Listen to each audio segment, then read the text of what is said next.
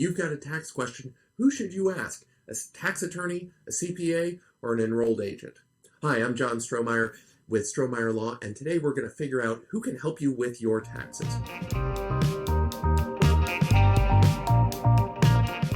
I get a lot of questions from this. It causes a lot of confusion. Who do you get to help you with your taxes? I'm a tax attorney. There are certain things I can do, but I end up sending a lot of things out to other professionals. And so here's where we want to start thinking about it. Short version, you usually want to start with your basic tax preparer. Now, this can be either an enrolled agent or a certified public accountant. There are other people who can do tax preparation, but those are the primary ones that you want to go to for your annual tax returns. Now, here are some important differences. First, a CPA is somebody who is licensed by your individual state. So the Texas Board of Accountancy will license CPAs. An enrolled agent is a license that comes from the IRS. They are licensed to practice federal tax law, so they will help you with federal tax issues. For me as a tax attorney, I am licensed by the state of Texas, the State Bar of the State of Texas. Again, I'm licensed on a state level, and because of the work that I can do, I can deal with federal tax issues. Same with a CPA licensed on a state level. They can deal with federal tax issues as part of their practice.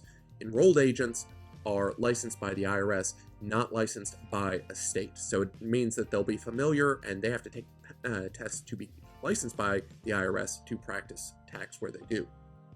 So who focuses on what? As an attorney, my job is on the legal conclusions. So I, as part of my practice, because I'm focused on tax, I'm also board certified in tax, I do a lot more work in taxes. I can give you some very specific answers on tax. The problem is I'm probably just focused on the legal part of it. I'm not the good first person to answer your tax questions. Who should you be asking? You should be asking the CPAs or the enrolled agents. Why? They're doing different things and they're more involved in your annual tax return prep. Now, CPA is going to be focused on auditing and accounting. They can choose to focus on tax, so they're also auditing folks, CPAs who don't ever perform or prepare any sorts of tax returns. But again, it's a choice. Much like me as a tax attorney choosing to focus on tax, CPAs can choose to focus on tax returns. Now, an enrolled agent, they are focused, again, exclusively on tax. Why? Their license is coming from the IRS. They're just thinking about federal tax issues. Who can you go to for tax planning? The answer is you can go to any of us. Now, we're going to give different versions based on our professional focuses, but any of us can help you with tax planning based on our relevant data set. Now, again, enrolled agents are going to be thinking about federal tax issues. CPA can pick up some of the state level tax issues. As a lawyer, I can think about the tax issues, but I'm also going to think about the legal issues. There's not one right answer. It's what are you looking for and what do you need? So next we turn to who can help you prepare your returns. Again, it can be any of the three. As an attorney, I can help prepare returns. I can prepare some tax returns. Even though I'm board certified in tax, I don't prepare annual 1040s. Why? I don't do it a lot. There are people who are much better at it than I am. Who are those people? CPAs and enrolled agents. Why? They're doing a lot of that work much more frequently than I am. I'm happy and very happy to let them do that work. Why? They're much better at it than I am. I'm not going to get anywhere near as good. I'm not going to help things by trying to muddle my way through it. So again, it's a choice between a CPA and an enrolled agent. You want somebody who knows what they're doing, who's focused on those tax returns. So we know who can send in those initial returns, basically take those initial steps with the IRS. Sometimes you'll use a CPA, sometimes you'll use an enrolled agent, and sometimes you may use me. If there is a particular position that you're trying to stake out with the IRS, you may choose a tax attorney to prepare the return and have the CPA look over it. But a lot of times you'll have the CPA or the enrolled agent prepare the return with the tax attorney coming in to just spot check and see if there's anything that may be missing, or maybe a better way to phrase it if we're preparing something that's going to be possibly audited. What happens then if you get into a fight with the IRS? If you filed that return and the IRS doesn't like it, well, you're going to start with an initial return. You may get an audit. Anybody can deal with an audit. Again, tax attorney, CPA, or enrolled agent. Again, as a tax attorney, I'm probably not the best first person to deal with this. Having a CPA or the enrolled agent involved and leading on that would be better. Why? You're probably going to have the same person who assisted you with the return defend you in the audit. Well, why does this make sense? Well, they knew what they were doing. Hopefully, they were involved in your return prep, and that means they knew why they chose certain things and why they didn't choose certain things. If there's anything questionable, they had the chance to sculpt that return, kind of prepare it so that it made the most sense, and based on their experience, it would go through. Well, what happens if you get out of an audit and you don't get the result you want? You're going to head on to an appeal. Well, this, again, you can have a tax attorney, you can have a CPA, you can have an enrolled agent. Again, depending on how much is at stake, you can stick with your CPA or enrolled agent. You may get a tax attorney involved depending on which issues are involved. And so, again, you're looking at, well, what needs to happen? Generally, unless there's a really compelling reason, like you think you've got some novel legal issue, or maybe worried about criminal tax penalties, you're probably going to stick with your CPA or your enrolled agent on this. Now, what happens if you still don't like that? You get through the audit, you get through the appeal, you've not gotten an answer that you like. Well, you've got two choices. You can go to court. Now, there are two broad choices of court. You can go to tax court, or you can go to district court. Tax court means you don't have to pay your tax bill. You're going to go fight the IRS in tax court, and there are 15 judges who are in tax court. They are all generally former tax attorneys. These are people who know the tax. And you're saying, the IRS is saying I owe them money. I don't want to pay it. So, dear tax attorneys who are now judges, please rule on our case. Benefits of this. If you think you have a complicated tax issue, you may want to go there first. Why? You're getting tax attorneys who may understand some nuance that the IRS may not be able to get across.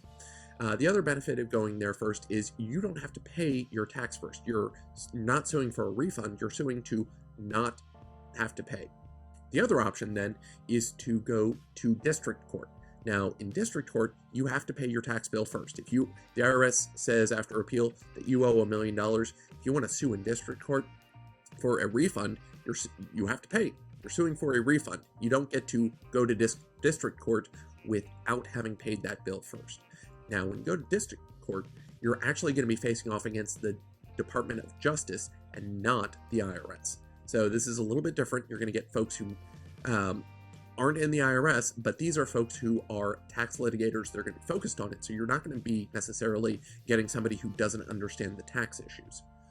But you're going to be in district court, and district courts exist in all the states. Sometimes the states have multiple districts. You're going to get somebody who is local. There may be issues that a local judge might be more aware of, particularly if you're thinking about things like how much is this land worth. You're more likely to get somebody who lives nearby, or at least within the state, who understands some of the valuation issues than some judge that is in DC and has never seen your property. That's one of the things to think about. So when it comes to both courts, your tax attorney is going to be a good choice. That's probably going to be your best choice. If you go to tax court, your enrolled agent or your CPA can potentially represent you there, but they have to take a specialized test to get permission to represent you in tax court. It's not automatic. So you're probably going to be going to a tax attorney if you're going to tax court. If you're going to district court, you are absolutely, and your only choice is going to be getting a lawyer to represent you, unless you choose to represent yourself. It's a whole different discussion, but your CPA and your enrolled agents are not going to be admitted to practice law, so they will not be able to represent you in district court. Other things to think about. Well, when it comes to confidentiality, your lawyer is going to be your friend. Discussions that you have with them are going to be protected by attorney-client privilege, with some certain exceptions. If you're planning some crimes, attorneys can't help you. They're going to probably have a duty to disclose the nature of the crime and make sure that they're not on the hook. So if you're planning to do some crimes and you tell your attorney may have to turn you in. If you tell your CPA or your enrolled agent, they're definitely not going to be protected by those conversations definitely will not be protected by attorney-client privilege, so that's something to think about. This shows up in times where if you're worried about confidentiality issues with the IRS, your CPA or your enrolled agent may say, we need to get your attorney involved, and you may end up having to have the attorney lead the representation, sign the return, so that certain things and certain work with the CPA are protected by the attorney-client privilege. There's a whole lot to that, but basically if you're worried about confidentiality and on a later audit or appeal, you might have the tax attorney leading the charge. Well, what if you want somebody to draft some documents for you that isn't part of the tax return? This comes up where I like to think as the CPA is very good with Excel, that would extend to the enrolled agent. They're much better at the calculations, getting the returns prepared. Lawyers are really good, instead of Microsoft Excel, we're much better at using Microsoft Word. Not necessarily for all the complex formatting issues, but more for putting the words together in a way to craft an argument and present a position. So if you're having certain disclosure statements, that's probably going to be done by your tax attorney, because they'll help you steer through what you're saying, what you are not saying, how to say something to craft an argument in front of the IRS or the Department of Justice. CPAs and enrolled agents, of course, can do this.